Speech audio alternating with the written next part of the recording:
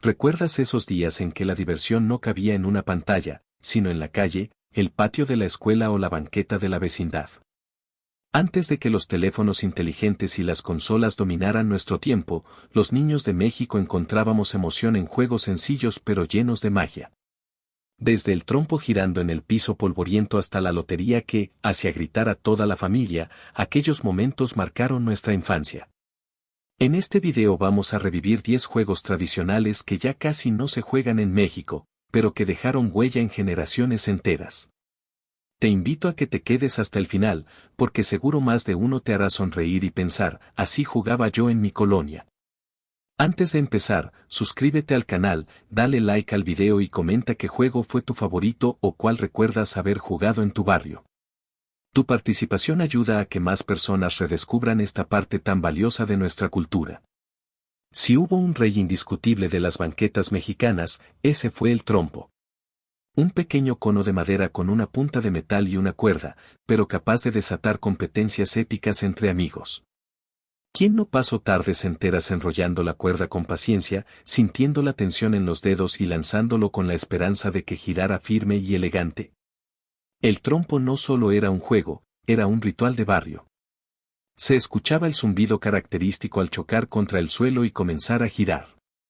Los más expertos dominaban trucos como el dormilón, donde el trompo quedaba girando quieto por segundos, o el columpio, cuando lo levantaban en la cuerda para hacerlo bailar en el aire. Incluso había quien lograba que subiera hasta la mano con un movimiento preciso, desatando la ovación de todos los demás. Lo especial del trompo es que estaba presente en todas partes de México. En mercados lo vendían de colores vivos, en tianguis los encontrabas baratos y en las ferias aparecían pintados a mano con diseños únicos. Además, cada región tenía su manera de jugar, en algunos lugares se organizaban retas para ver quién lograba sacar del círculo al trompo del rival, en otros se competía para ver quién lo mantenía girando más tiempo. Más allá de la diversión, el trompo desarrollaba habilidades que hoy parecen olvidadas, la coordinación entre ojo y mano, la paciencia, la destreza física y la creatividad para inventar nuevos trucos. Era un juguete humilde, pero lleno de posibilidades. Y aunque hoy lo vemos en vitrinas como pieza decorativa o en videos nostálgicos de TikTok, su esencia sigue siendo un recordatorio de que lo simple puede ser extraordinario. Cuando lo piensas, cada trompo que giraba en las calles representaba más que un juego, era una forma de compartir, de retar a los amigos y de sentir orgullo por un logro tan sencillo como mantenerlo de pie unos segundos más. Quizá hoy los niños no lo vivan igual, pero basta con ver un trompo girar para que regrese a la memoria esa sensación de triunfo que nos hacía gritar de alegría. Si hablamos de juegos que unen generaciones, ninguno tiene el poder de la lotería mexicana.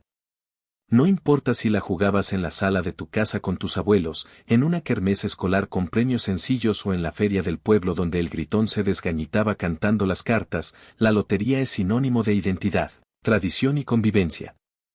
El encanto comienza desde que el gritón levanta la primera carta y anuncia con voz fuerte, el gallo, o la sirena. De inmediato, todos los participantes buscan en sus tablas con emoción. Cada carta trae consigo no solo una imagen, sino un pedazo de cultura mexicana. Desde la escalera y la botella, hasta la dama y el catrín, cada dibujo es un reflejo de costumbres, símbolos y personajes que forman parte de nuestra memoria colectiva. En muchos hogares mexicanos, la lotería fue más que un simple juego, fue un ritual familiar de los fines de semana. Reunía a padres, hijos, tíos y vecinos en torno a una mesa improvisada, donde las fichas podían ser frijoles, piedritas o tapitas de refresco. Y lo curioso es que, aunque era un juego de azar, se sentía como una competencia llena de tensión. El momento en que alguien gritaba el lotería, siempre provocaba un estallido de risas, reclamos juguetones y hasta discusiones sobre si realmente ya estaba completa la tabla. En las escuelas, la lotería se convirtió en una herramienta educativa. Muchos maestros usaban versiones adaptadas para enseñar vocabulario, animales, profesiones o incluso conceptos de historia y geografía. Con cada partida, los niños aprendían sin darse cuenta, mientras se divertían. Y no podemos olvidar la dimensión festiva de este juego. En los pueblos y barrios de México, era común ver mesas de lotería durante las fiestas patronales o en las posadas. Los premios iban desde pequeños juguetes de plástico hasta refrescos o bolsas de dulces. Más allá del premio, lo importante era la convivencia y la emoción de participar. Hoy, aunque los videojuegos y las apps educativas han desplazado a muchos juegos tradicionales, la lotería ha sabido adaptarse. Existen versiones digitales, temáticas y hasta ediciones con memes o personajes modernos. Pero en el fondo, la esencia sigue siendo la misma, una dinámica que junta a las personas y que, con unas cuantas tablas y un mazo de cartas, logra transformar cualquier tarde común en una experiencia inolvidable. La Lotería Mexicana nos recuerda que el juego también es cultura, tradición y unión. Y aunque quizá hoy los niños pasen más tiempo frente a una pantalla, basta con escuchar el eco de una lotería, para que nuestra memoria nos transporte de inmediato a esa mesa llena de risas y frijoles como fichas. El valero es uno de esos juguetes que a simple vista parecen sencillos, pero que guardan una dificultad que desesperaba y emocionaba por igual. En México, ha sido parte de ferias, tianguis y plazas públicas durante décadas. Un palo de madera, una cuerda y una copa con un hoyito, esa combinación bastaba para ponernos a prueba una y otra vez. ¿Quién no recuerda esas tardes tratando de encajar la bola en el palito? La frustración llegaba tras varios intentos fallidos, pero cuando finalmente lograbas el movimiento correcto y la pieza encajaba, la sensación de triunfo era indescriptible. No importaba si lo intentabas solo en tu casa o rodeado de amigos en la calle, el valero era un desafío constante a la paciencia y la coordinación. En las ferias de los pueblos, era común ver puestos enteros dedicados a vender valeros de todos los tamaños y colores. Algunos eran lisos, de madera natural, otros estaban pintados con rayas rojas, verdes y blancas que recordaban los colores de la bandera. Había incluso quienes los decoraban con figuras o barnices brillantes, convirtiéndolos en piezas casi artísticas. Comprar un valero era barato, pero el verdadero valor estaba en las horas de diversión y competencia que ofrecía. Más allá de ser un simple pasatiempo, el valero era un entrenamiento disfrazado de juego. Requería concentración, motricidad fina y perseverancia. Sin darte cuenta, estabas mejorando la coordinación entre tus manos y tu vista, ejercitando la paciencia y entrenando la mente para no rendirte. Era un gimnasio portátil que cabía en tu mochila de la primaria. Además, el valero tenía una cualidad especial, era un juego que conectaba generaciones. Muchos padres y abuelos se acercaban para demostrar que ellos también podían hacerlo, y más de uno terminaba dándoles lecciones de técnica a los más jóvenes. Esa conexión familiar alrededor de un objeto tan sencillo convertía al valero en un puente entre edades y experiencias. Con el tiempo, surgieron competencias improvisadas, quien lograba encestar más veces seguidas, quien lo hacía con mayor estilo o quien encontraba nuevas formas de atraparlo. Esa creatividad colectiva mantenía vivo el interés y hacía que cada partida fuera distinta. Hoy, en medio de la era digital, el valero sobrevive como símbolo de nostalgia. Todavía se puede encontrar en mercados artesanales, en ferias escolares o como souvenir turístico. Muchos lo compran ya no para jugar, sino como recuerdo de una época en la que la diversión cabía en un pequeño juguete de madera. Pero basta con tener uno en la mano para que renazca el impulso de intentarlo, y con él, la emoción de volver a ser niño por unos instantes. El valero, más que un juguete, fue una lección de perseverancia para toda una generación. Y aunque los videojuegos actuales ofrecen mundos enteros por explorar, pocos pueden igualar la satisfacción que provocaba ese clic perfecto cuando la bola encajaba justo en el palito. El yo-yo es otro de esos juguetes que parecían sencillos, pero que tenían un mundo entero de posibilidades en cada giro. En México, fue uno de los grandes protagonistas de la infancia, especialmente en los años 80 y 90, cuando no solo lo encontrabas en las papelerías o en los mercados, sino también como parte de campañas promocionales de refrescos y frituras. ¿Quién no recuerda los yoyos metálicos que Pepsi lanzó y que se volvieron objeto de deseo en todas las primarias del país? Jugar con el yoyo era mucho más que hacerlo subir y bajar. Al principio, lograr que regresara a la mano ya era un triunfo enorme, pero pronto descubrías que había decenas de trucos por aprender. El perrito, el columpio, la vuelta al mundo o el dormilón se convirtieron en metas a alcanzar y en motivo de competencia con amigos y vecinos. Cada quien presumía su estilo, su velocidad o su capacidad para mantener el yo-yo girando más tiempo. Más allá de la diversión, el yo-yo también era un maestro silencioso de física. Sin darnos cuenta, entendíamos conceptos como la inercia, la fricción o la gravedad. Cada truco era un pequeño experimento que ponía a prueba nuestra coordinación y paciencia. Además, no se trataba de un juego solitario, era común armar círculos en el patio de la escuela o en la banqueta, donde varios niños se retaban entre sí para ver quién dominaba mejor este disco con cuerda. Los yoyos también tenían un fuerte componente cultural en México.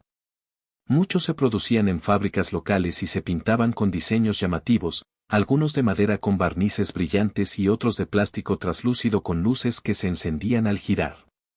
Eran económicos, accesibles y, lo mejor de todo, podías llevarlos a cualquier lado en el bolsillo.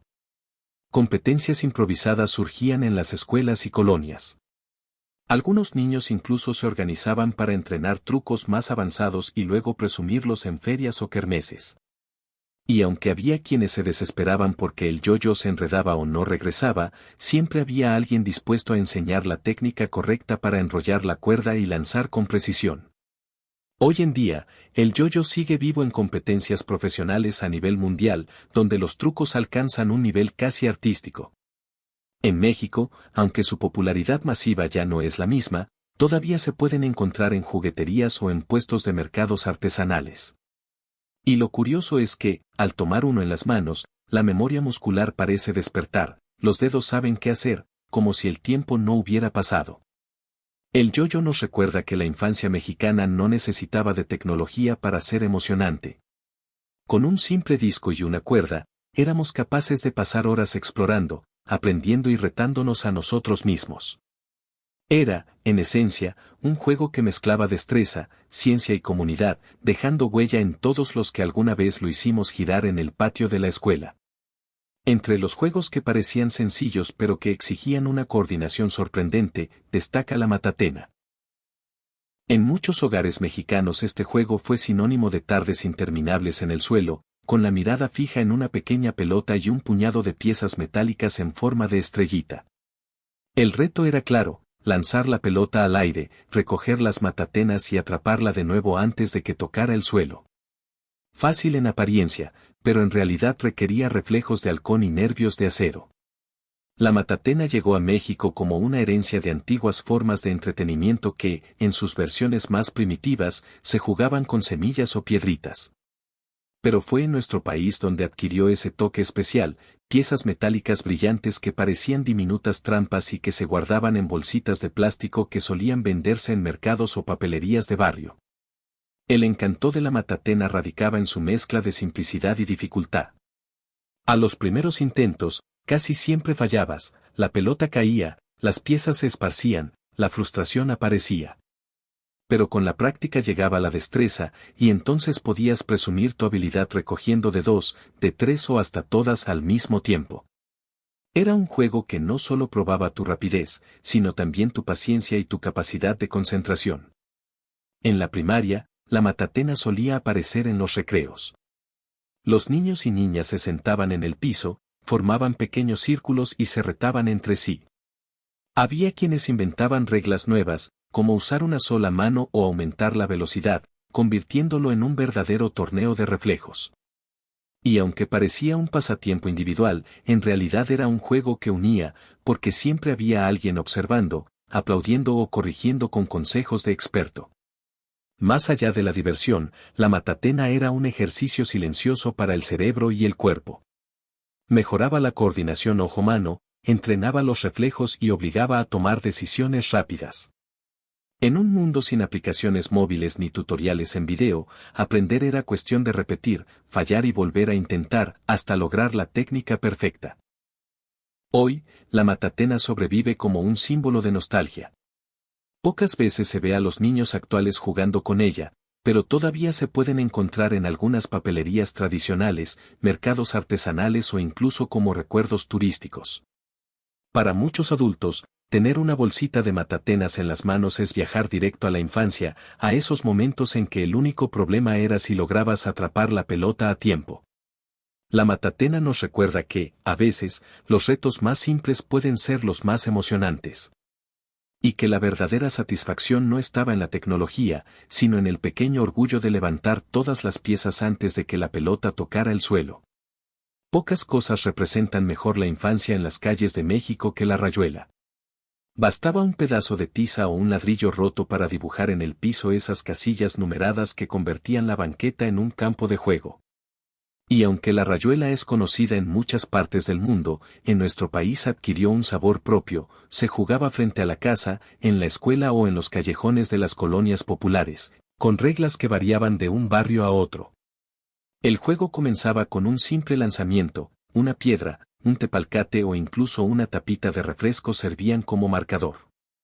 Luego venía lo emocionante, avanzar casilla por casilla, saltando en un pie, sin pisar las líneas y manteniendo el equilibrio. Cada salto era una mezcla de nervios y emoción, porque bastaba un pequeño error para perder el turno. Más allá de la destreza física, la rayuela era una escuela de estrategia y concentración. Había que planear cada movimiento, calcular dónde caería la piedra y decidir cómo avanzar sin perder el ritmo. Era un juego que parecía inocente, pero en realidad entrenaba habilidades como la coordinación, el equilibrio y hasta la memoria espacial.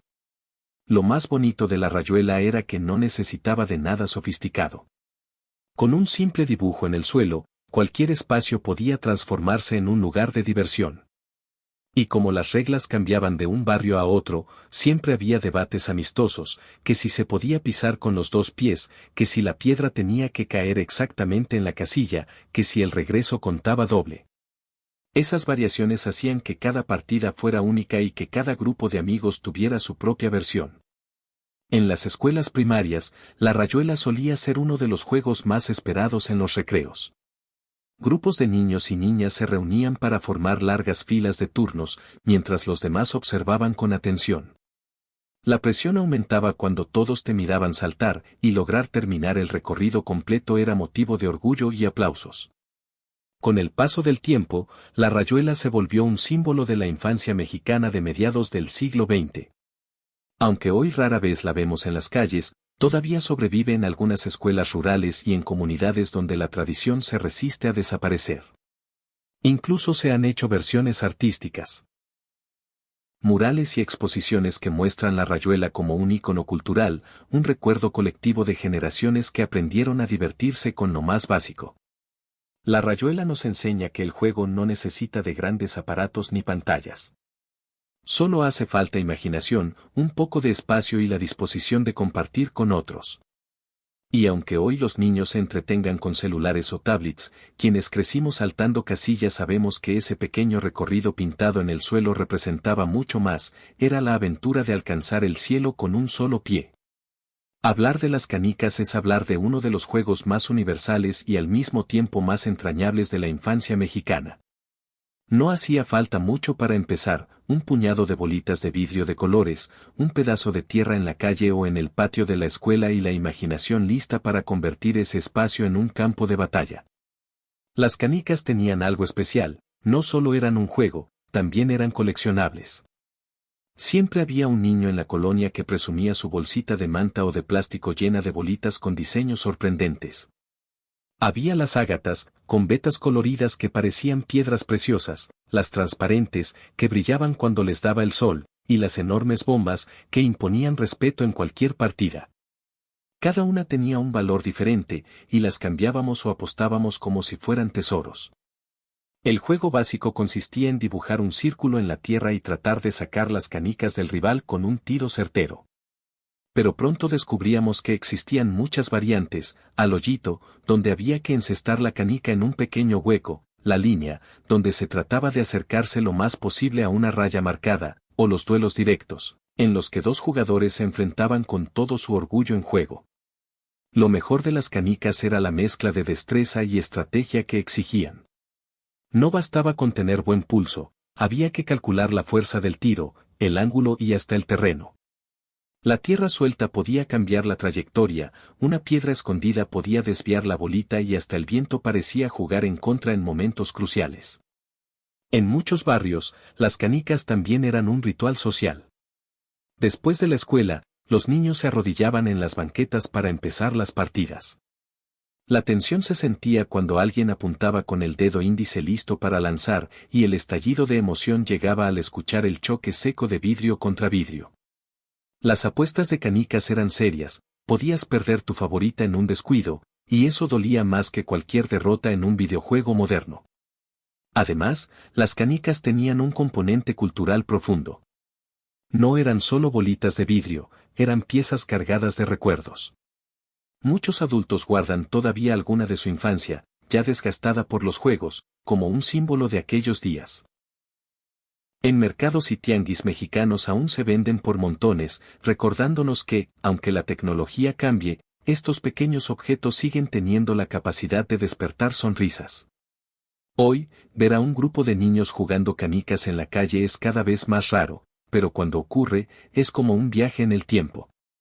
El sonido de las bolitas rodando por la tierra y el brillo de los colores bajo el sol nos recuerdan que, a veces, la felicidad cabía en algo tan pequeño como una esfera de vidrio. El stop, o como muchos lo llamaban simplemente el detente, era uno de esos juegos que convertían cualquier patio escolar o calle polvorienta en un verdadero mapa del mundo. Con un pedazo de gis o una rama se dibujaba un círculo dividido en secciones, cada una con el nombre de un país, estado o hasta colonias inventadas por los mismos niños. Y con eso bastaba para desatar horas de diversión. El juego comenzaba con todos los participantes alrededor del círculo. Uno de ellos gritaba un país cualquiera y lanzaba la pelota hacia arriba mientras los demás corrían en todas direcciones. En cuanto el jugador designado atrapaba el balón, soltaba ese grito que nos hacía congelarnos de inmediato, «Stop». En ese instante, el mundo se detenía. Los que estaban cerca sentían el corazón latir con fuerza, porque sabían que podían ser los siguientes en ser eliminados si el lanzador apuntaba bien. Lo curioso de este juego era que, además de la emoción, también era una lección encubierta de geografía. Sin darnos cuenta, memorizábamos nombres de países, capitales o estados. Para muchos niños mexicanos de los 80 y 90, el stop fue la primera vez que escucharon de lugares lejanos como Madagascar, Turquía o Finlandia, aunque a veces los nombres se deformaban o se inventaban países inexistentes que igual entraban al mapa. En las escuelas, el stop era un clásico de los recreos. Los patios se llenaban de círculos dibujados en el suelo, y las risas se mezclaban con los gritos de «corre, corre, y ya te vi». No se necesitaba más que una pelota de plástico, de esas que vendían en el mercado envueltas en redes, para armar una partida inolvidable. Pero no solo era cuestión de correr y gritar. El stop era también un juego de estrategia y reflejos. Había que calcular hasta dónde correr sin alejarse demasiado, porque si el gritón atrapaba la pelota rápido, podías quedar a merced de su puntería. Y cuando te tocaba lanzar, la presión era enorme, tenías que decidir rápido a quién apuntar y con qué fuerza. Más allá de la emoción, el stop representaba algo esencial de la infancia mexicana, la posibilidad de apropiarse de la calle como espacio de juego. No importaba si había baches, piedras o tierra suelta, cada obstáculo se volvía parte de la aventura. Y aunque hoy las calles ya no son tan seguras ni se prestan tanto para estas dinámicas, quienes lo jugamos guardamos ese recuerdo vivo de la adrenalina que provocaba escuchar ese grito que nos congelaba en seco. El stop nos enseñó que, con creatividad y una simple pelota, podíamos viajar por el mundo sin movernos de la colonia. Fue un juego de comunidad, de aprendizaje y de risas compartidas, que hoy merece ser recordado como una joya de nuestra infancia mexicana. Si hay un juego que llenó de risas y canciones los patios escolares de México, ese fue saltar la cuerda. No se necesitaba más que una cuerda larga, a veces improvisada con mecate, con cables viejos o incluso con ligas unidas, y un grupo de niños dispuestos a retarse. Dos la sostenían en los extremos y la hacían girar con ritmo, mientras los demás esperaban su turno con nervios y emoción. El encanto estaba en la mezcla de ejercicio, música y comunidad. Saltar la cuerda no era solo brincar, era hacerlo al compás de rimas que se transmitían de generación en generación. Canciones como A la víbora de la mar o los versos de El panadero con el pan acompañaban cada salto, convirtiendo el juego en un espectáculo colectivo. Cada verso marcaba el ritmo y añadía dificultad, mientras los participantes reían, contaban en voz alta o inventaban nuevas letras sobre la marcha. Además, la cuerda tenía niveles de dificultad que desafiaban a cualquiera. Estaban los brincos básicos, pero también existían variantes como el doble, cuando la cuerda giraba 2 veces antes de caer, el cuerda cruzada o los saltos en pareja, que requerían coordinación casi perfecta. Los más atrevidos entraban corriendo en medio de la cuerda ya girando, generando gritos y aplausos de todos los presentes. En las escuelas mexicanas, este juego era casi un ritual diario. Durante los recreos, las niñas y los niños formaban largas filas para esperar turno, mientras los demás animaban y aplaudían. Incluso había competencias improvisadas, quien duraba más tiempo sin tropezar, quien lograba los saltos más espectaculares o quien podía aguantar el ritmo de las canciones más largas. Más allá de la diversión, saltar la cuerda era un ejercicio completo disfrazado de juego. Ponía a prueba la resistencia física, la coordinación y el equilibrio. Sin darnos cuenta, estábamos fortaleciendo músculos, mejorando la condición cardiovascular y, al mismo tiempo, cultivando la confianza en nosotros mismos. En las colonias y vecindades, la cuerda también era un punto de reunión. Los niños se juntaban en las banquetas o en patios amplios para organizar largas sesiones de brincos. Cada vez que alguien se atoraba y quedaba enredado en la cuerda, las carcajadas eran inevitables, y ese humor compartido fortalecía la amistad. Hoy, aunque la cuerda ha pasado a ser más un accesorio de gimnasio que un juguete infantil, todavía conserva su esencia en algunos rincones. Hay competencias profesionales de salto de cuerda y hasta coreografías deportivas que la incluyen, pero quienes crecimos en los años 80, 90 o principios de los 2000 sabemos que nada se compara a esas tardes donde el único objetivo era brincar al ritmo de una canción mientras todos coreaban al unísono. La cuerda nos enseñó que el juego podía ser música, ejercicio y convivencia al mismo tiempo. Y que lo verdaderamente valioso no era el objeto en sí, sino las historias, las canciones y las risas que giraban a su alrededor. Si hubo un escenario que definió la infancia mexicana, ese fueron las calles y banquetas convertidas en campos de juego. En tiempos donde la seguridad no era una preocupación tan grande, bastaba con que el sol bajara un poco para que los niños salieran en tropel a inventar mundos y aventuras. Ahí nacían las escondidas, la roña, policías y ladrones, encantados y tantas variantes que parecían no tener fin. Las escondidas eran un clásico universal, pero en México tenían su propio sabor. Se jugaban en vecindades, donde los pasillos estrechos y las escaleras oscuras ofrecían escondites perfectos, en los barrios, donde los coches estacionados o los árboles eran parte del escenario, o en casas con patios amplios, donde la adrenalina subía al escuchar al buscador contar fuerte hasta 10. La emoción de encontrar el escondite perfecto y el miedo de ser descubierto se mezclaban en segundos que parecían eternos. La roña, también llamada la lleva en algunos lugares, era pura energía. Un niño corría tras todos los demás para tocarlos y pasarles la roña, mientras los gritos y carcajadas llenaban la cuadra. No había reglas complicadas, solo correr, esquivar y, si podías, reírte del amigo que tropezaba en el intento. Era un juego que desataba la velocidad y la astucia, y que nos mantenía activos sin necesidad de gimnasios. Por su parte, policías y ladrones era todo un espectáculo. Grupos divididos en bandos, uno huyendo y otro persiguiendo, convertían la colonia en una ciudad improvisada. Las banquetas eran cárceles improvisadas, los postes servían como cuarteles y la estrategia era tan importante como la velocidad.